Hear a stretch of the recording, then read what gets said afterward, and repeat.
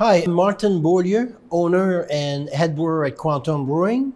Quantum Brewing was founded 6 years ago. I took ownership 5 years ago. The time the brewery was not doing too well. The previous owners were not involved 100%, so they couldn't manage to maintain good quality beer and maintain a business. So I took over 5 years ago, turned it around, kept the name, loved the name. I'm a scientist myself. I got a PhD in biochemistry, worked in the biotech for 20 years in San Diego, and decided to keep the name and take the brand to the next level.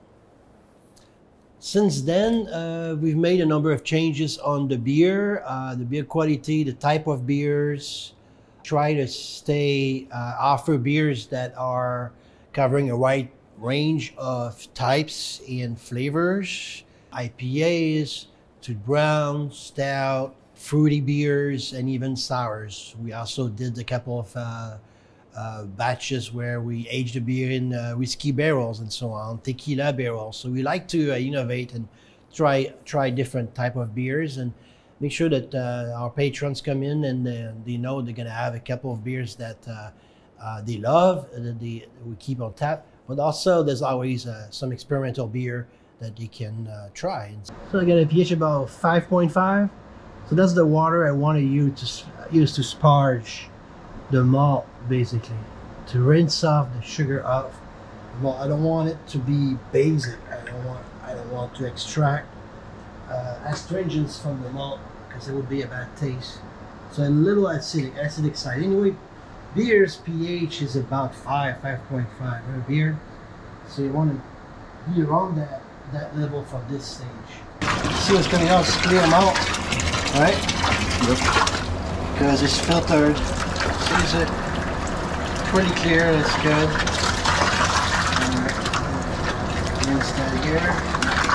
Yeah, that's good. That's what we want. It's warming up. We have a 3-barrel system, so at the brew house, which consists of three vessels, 3-barrel vessels, mash tun and so on. So we can make 3 barrels of beer, which is about 100 gallons of beer at one time. And we have several fermenters that are 3-barrel size too. So we have the capacity to make 3 to 4 barrels a week on average. The first phase of brewing beer is to extract the sugar from the starch that's contained in the malt.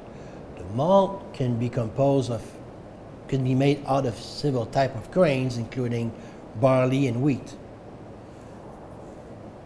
It's a grain that has been malted, where the grain has been subjected to conditions that mimic what happens in nature in the springtime, where the grain starts to want to grow a seed. And at that point, what happens is it makes an enzyme called amylase. It's the same enzyme we have in saliva. And that amylase converts the starch, which is a polysaccharide, which is basically a powder form of sugar, in long chain of sugar attached together. It doesn't taste like sugar, it's powder at the time. And the yeast cannot digest that. So when we mill the grain, put it in water at the right temperature and condition, we activate the amylase, which will in turn cut the polysaccharides into small glucose molecule. And that glucose, that's sugar. Sugar that the yeast can convert into alcohol and CO2. Now we also want to add other hops during the boil, which we want the flavor from that hop, not necessarily the bitterness. Some hops are like citrusy, fruity, and so on. We want to preserve these characteristics, so we boil less time. So after maybe 45 minutes of boil, we add that hops in there, and so we boil for the last 15 minutes, which helps extract the flavor, but not degrade it, because the flavor will degrade over time if we boil too much. Also, there's hops we like the aroma from that hop, but the aroma will evaporate pretty quickly if you put it well in the beginning of the boiling process. So we usually had aroma hops right at the end or just before the end of the boil, just to get the aroma to solubilize but not to evaporate.